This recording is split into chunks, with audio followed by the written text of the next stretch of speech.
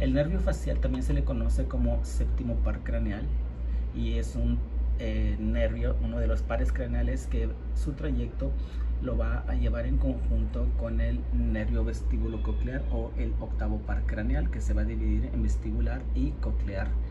En este caso, el que nos interesa es el séptimo par craneal, que es el que vamos a ver, ya que vamos a presentar un caso con una parálisis que se presenta con una parálisis facial.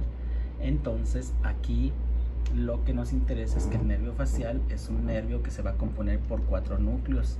Esos núcleos son los que le van a dar la función al nervio facial, que es un núcleo motor, un núcleo parasimpático o salivar superior, el núcleo solitario que se va a encargar de dar la característica del sabor o el sentido del gusto, y el nervio trigeminal en el núcleo espinal, que se va a encargar de sensibilidad.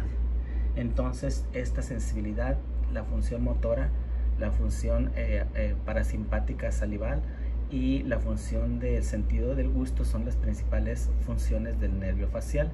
Es por eso que cualquier alteración que veamos de ese tipo nos debe hacer sospechar la afectación de esto. Por eso es muy importante que conozcamos el trayecto del nervio facial, ya que el nervio facial puede presentar alteraciones en cualquier parte de su segmento como cualquier otro par craneal, y por lo tanto debemos de ir a buscar alteraciones en los diferentes niveles.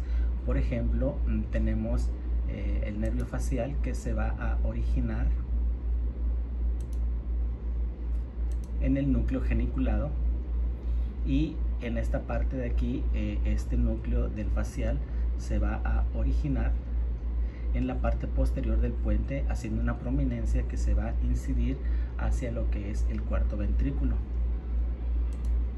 Y aquí lo vamos a tener. ¿Dónde está? Por aquí lo tenía.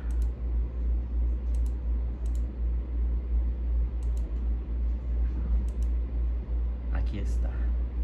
Este sería el puente. Aquí tenemos el cuarto ventrículo, y esta prominencia que vemos aquí es la que nos va a indicar que por aquí se va a encontrar el núcleo del nervio facial, es decir, la región del origen real del núcleo del nervio facial.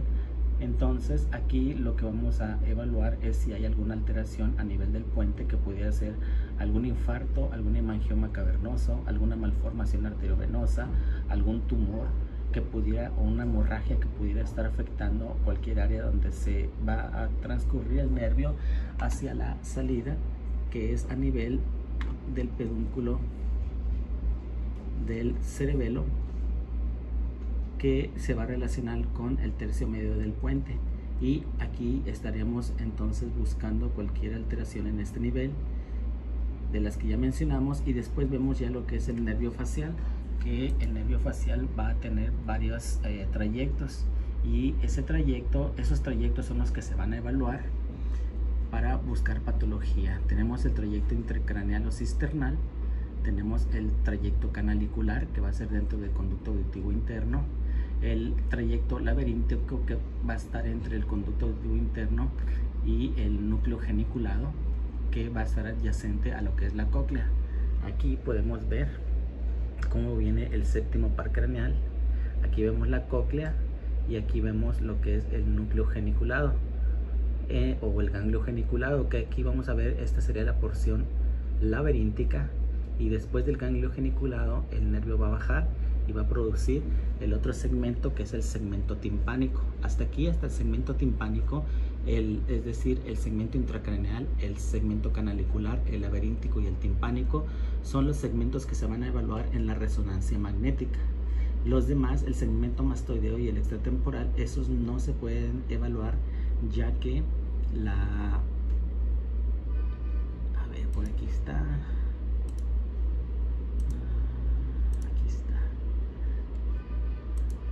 Aquí está el trayecto del nervio facial en lo que sería la región por debajo de la timpánica. Ya estaría entrando en lo que es las estructuras del cráneo, y eso iba a ser a nivel del agujero estilomastoideo, y aquí en esta área va a entrar a través o adyacente de lo que es el canal o la trompa de Falopio. Y de aquí entonces vamos el conducto, y ahí en ese conducto el nervio va a entrar hacia lo que es el cráneo y se va a dirigir hacia lo que sería la parte posterior de la glándula parótida, donde a través del agujero estilomastoideo se va a dirigir a la glándula parótida, y en la glándula parótida se va a dividir en dos ramas principales, que es la temporofacial y la cervicofacial. Entonces estos segmentos que están aquí, que corresponderían con los segmentos mastoideo, el segmento estratemporal, esos son los que se van a evaluar por medio de la tomografía. Es por eso que comentábamos que la parálisis del nervio facial o la afectación del nervio facial se debe de evaluar tanto por la resonancia magnética como por la tomografía cuando se sospeche de una afectación diferente a una parálisis de Bell. Como ya sabemos, entonces la afectación del nervio facial se va a dividir en dos, que es la parálisis facial central y la parálisis facial periférica. La parálisis facial periférica es la que se va a referir a la parálisis de Bell, que va a tener un origen idiopático y que no vamos a tener una causa específica de afectación. Generalmente se piensa que es inflamatoria, y ese proceso inflamatorio puede estar relacionado con un proceso infeccioso la mayor parte de las veces de tipo viral, aunque también puede ser micótico o bacteriano, que entonces ya el tratamiento y el pronóstico es diferente, pero por mucho lo más común es un origen viral, y por lo tanto incluso la recuperación puede ser con solamente medidas generales, es decir, antiinflamatorios, lubricantes para los ojos, algunos antiinflamatorios esteroideos que se pueden dar para disminuir el proceso inflamatorio. La recuperación puede ser total y puede ir desde 4 a 6 semanas hasta 6 meses. La mayor parte de las veces la recuperación es total, pero pueden llegar a quedar secuelas muy leves o muy sutiles. La otra, que es la parálisis central, esta parálisis central va a estar relacionada con afectación del sistema nervioso central, y es importante porque puede estar relacionada con alguna anomalía como una alteración vascular, infartos, hemorragias, tumores, etc. Entonces por eso es importante que diferenciemos la parálisis central de la parálisis periférica. La parálisis central va a afectar la mitad inferior de la cara. Esa es la característica, es decir, el ojo, el párpado, la ceja, todas esas van a tener funcionalidad normal. En cambio, la parálisis de Bell o la periférica, esa va a afectar toda la mitad de la cara, que va desde la frente hasta la barbilla, por la afectación del tono muscular y la alteración en el movimiento de las estructuras musculares. También va a tener alteraciones en la sensibilidad, y esas características van a ser las que nos van a indicar que es una parálisis facial periférica.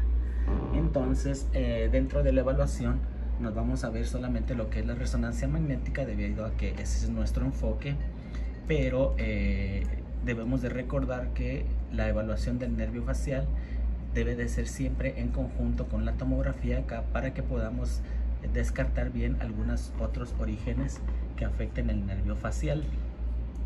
Entonces aquí tenemos dos secuencias, que es la secuencia fiesta, así se le llama en General Electric, pero es una secuencia eco de gradiente, en este caso un T2 eco de gradiente, y aquí vamos a ver lo que es una secuencia T1 con aplicación de medio de contraste y con cortes milimétricos a menos de 1 milímetro. Entonces lo que vamos a ir a buscar aquí, como decíamos, es la región del origen o del núcleo del nervio facial, que lo estaremos buscando en la región del cuarto ventrículo y el pedúnculo del cerebelo, donde se va a ver una prominencia en la parte posterior del puente. Este de aquí sería el núcleo, y en esta parte de aquí hasta lo que sería la salida del nervio en el pedúnculo.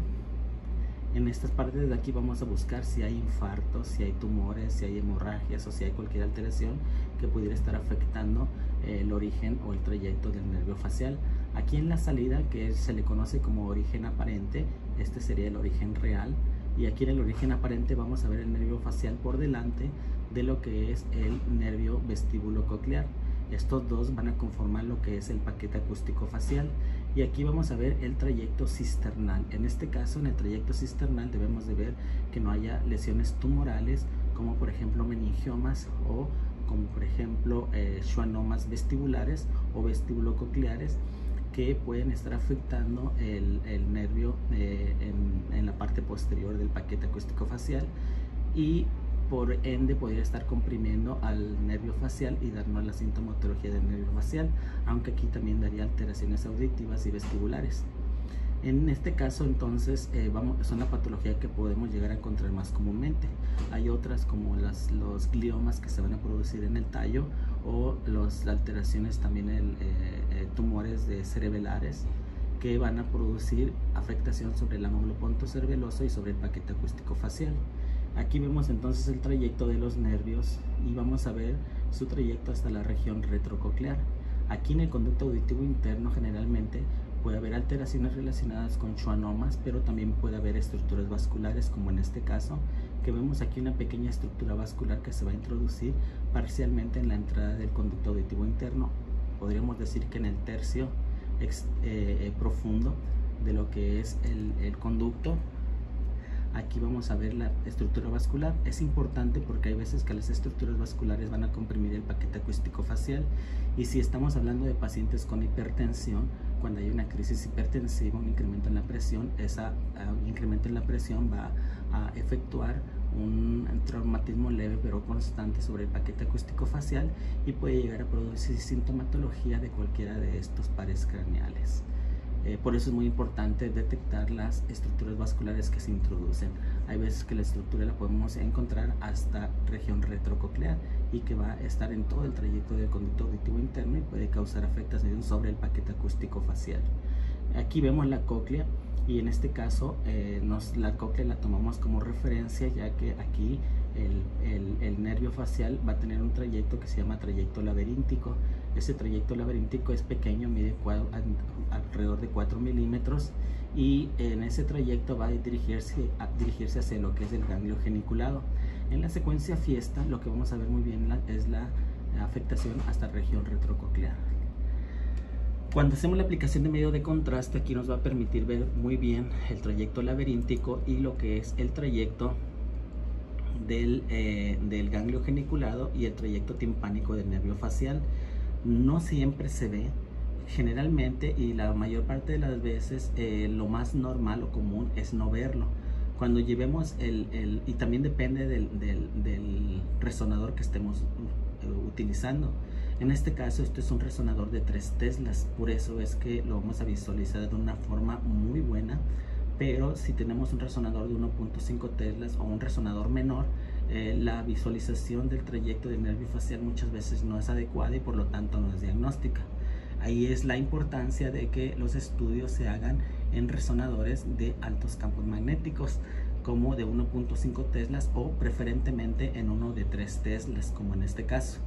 Que aquí vamos a ver entonces lo que sería la región de la cóclea, y aquí en la región de la cóclea vamos a ver el trayecto del nervio facial, que sería este de aquí, y aquí debemos encontrar lo que es el trayecto o el segmento laberíntico del nervio facial, que sería este, y aquí lo seguimos y vamos a ver cómo va a aparecer esta estructura de aquí, que sería el ganglio geniculado. Y aquí vamos a ver muy bien la diferencia. Ven desde aquí cómo se ve la diferencia del lado izquierdo hacia el lado derecho. Este paciente es un paciente que tiene, es joven el paciente, y tiene una parálisis de Bell, es decir, una parálisis facial. Bueno, sí, tiene una parálisis facial periférica. Y aquí se ve muy bien entonces cómo hay una diferencia muy importante. Vemos el aumento del tamaño del grosor del lado derecho en comparación con el lado izquierdo, y también vemos que se ve más blanco. Eso quiere decir que captó mayor contraste que el lado izquierdo, y eso también nos va a indicar que entonces tiene un proceso inflamatorio agudo y un proceso por edema o inflamación que hace que se aumente el tamaño. Hay veces que se van a ver dos estructuras que en este caso aquí podrían ser que hay otras ramas neurales, pero también podría ser la arteria que va a estar adyacente al trayecto del nervio facial. Aquí vemos el trayecto en el segmento timpánico, como decíamos, y vean la diferencia que hay entre los dos nervios de lado. Y aquí vemos cómo va a entrar a este nivel. Este de aquí sería la región de la entrada hacia el conducto de falopio, que va a entrar, nos va a indicar que ya va a entrar a la región del cráneo. Habitualmente este segmento, y hasta aquí vemos el nervio facial, pero una característica de cuando hay un proceso inflamatorio es que lo seguimos viendo, como en este caso, y se alcanza a delimitar muy bien, incluso viéndolo en lo que sería ya la región de lo que sería la glándula parótida. Esta es la glándula parótida, y aquí podemos ver que sí podemos detectar todavía el nervio facial. Lo vemos aquí como viene, vean el grosor que tiene, lo vamos a ver aquí. Y aquí ya decir que podemos ver las dos ramas que se van a producir aquí, pues ya sería más difícil, ¿no? Pero aquí en esta región van a estar las dos ramas que comentábamos, la temporofacial y la cervicofacial, que van a estar a nivel de lo que se divide el lóbulo profundo y el lóbulo superficial de la glándula parótida. Entonces, esta es la evaluación por resonancia magnética. Este es un caso muy interesante porque se alcanza a ver muy bien el trayecto, y es muy importante que siempre lo evaluemos, porque muchas veces esta es la única característica que vamos a encontrar en pacientes con parálisis facial y con una afectación periférica. Recuerden, no es mucho para ustedes darnos un like, y mucho menos suscribirse. Si lo hacen y se suscriben, me ayuda mucho en lo que es el canal para poder subiendo contenido. Y también recuerden, hay muchos que me comentan que el audio no se alcanza a ver muy bien, y les vuelvo a comentar, como se los he comentado muchas veces, estos son casos que los veo en el momento y se me hacen muy interesantes o muy didácticos, y en el momento lo busco en internet. En ese momento, como pueden ver aquí, lo busqué todo ahorita y lo ordeno de una forma en que pueda ser un poco más entendible para que lo puedan ver. Es decir, no tengo ni edición ni nada, todo estoy haciéndolo en el momento, ni lo pruebo para ver si salió bien el video hacia la primera o hay veces que a la segunda. Y más, bueno, ahorita que estoy subiendo también al TikTok, en el TikTok trato de subir un video corto, y ya en YouTube ya pues nos desplayamos más en la explicación, ya que considero que aquí es la plataforma más importante para subir este tipo de contenido. Entonces espero que les sirva, y si quieren escucharlo mejor, les recomiendo que utilicen audífonos. Muchas gracias.